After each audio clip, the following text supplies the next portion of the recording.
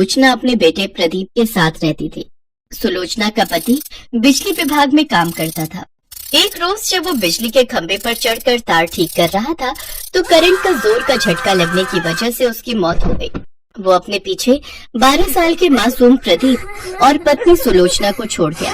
पति की मौत के बाद सुलोचना ने जैसे तैसे करके घर का गुजारा चलाया।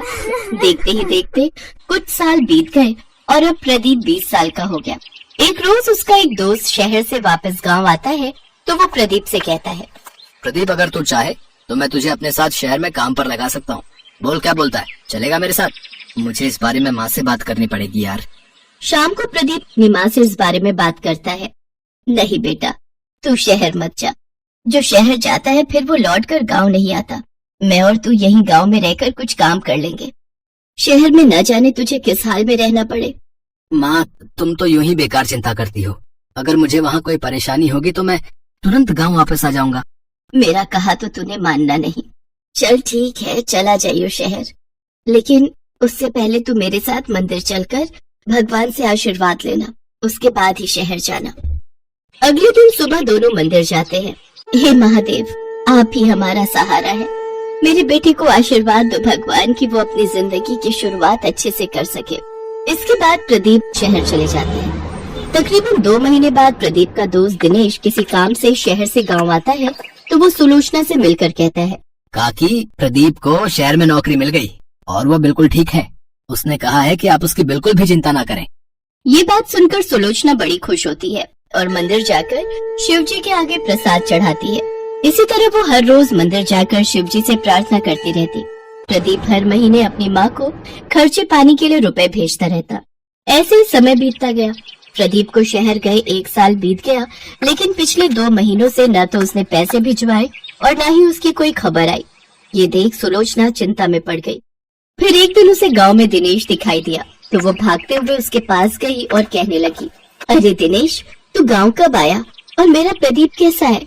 कई रोज हो गए उसकी कोई खबर ही नहीं आई। अब काकी, मैं आपसे मिलने ही आ रहा था। प्रदीप इन दिनों बहुत परेशान है। उसकी नौकरी चली गई है। फिर उसने खुद का काम शुरू करने की सोची, जिसके लिए उसने कर्ज उठाया, लेकिन अब कर्ज न चुका पाने की वजह से वो लोग उसे जाने नहीं दे रहे हैं।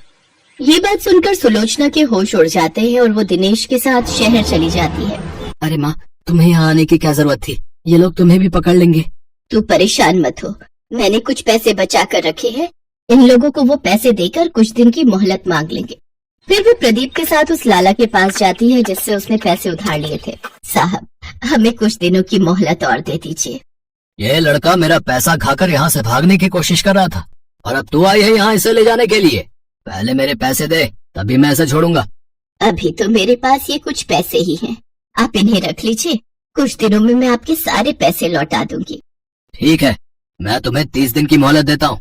फिर वो दोनों मंदिर जाते हैं और परेशान होकर मंदिर के बाहर सीढ़ियों पर बैठे हुए होते हैं कि तभी उनके पास एक बुजुर्ग आदमी आता है और उनसे कहता है, क्या बात है, आप दोनों बड़े परेशान लग रहे हो। इसके बाद सुलोचना उसको सारी बात बताती है। तुम दोनों परेशान मत हो, अपने भोले बाबा बड़े दयालु हैं, वो सब ठीक कर देंगे। मैं इस मंदिर के बाहर कई सालों से पकौड़ों का ठेला लगाता हूँ, लेकिन अब मेरी उम्र हो गई है और अब मुझसे ये संभलता नहीं। अगर तुम दोनों चाहो तो मेरे ठेले पर काम कर सकते हो। जो भी कमाई होगी उसमें से 3 हिस्से होंगे, जिसमें से 2 तुम्हारे और 1 मेरा। अच्छा, अब मैं चलता हूँ। फिर वो दोनों उस ठेले पर मन लगाकर काम करने लगे। सुलोचना के हाथ के पकौड़े सबको बहुत पसंद आए। उनके ठेले पर काफी भीड़ रहने लगी, जिसके चलते उनका काम खूब अच्छा चलने लगा। कुछ ही दिनों में उन्होंने उस मंदिर के पास ही एक छोटा सा घर किराए पर ले लिया। इसी बीच मंदिर के बाहर कुछ गरीब आते थे जिनका पकौड़े खाने का बड़ा मन होता, लेकिन अपनी गरीबी के कारण वो उसे खरीद नहीं पाते। उन लोगों को सुलोचना बिना पैसे लिए मुफ्त में पकौड़ी चटनी खिला देती थी। ऐसे ही 1 महीना बीत जाता है। तभी उस ठेले का मालिक, वो बुजुर्ग आदमी, उनके पास आता है और कहता है, अरे भाई, हमें और हमारी पत्नी को भी तो पकौड़े खिलाओ, वो भी चटनी के साथ भाई। हाँ, अभी लीजिए। प्रदीप बुजुर्ग आदमी और महिला को पकौड़े और चटनी देता है, जिसे खाकर उस बुजुर्ग औरत ने कहा, अरे वाह, ये तो बहुत स्वादिष्ट है। तुम दोनों तो सचमुच बहुत ही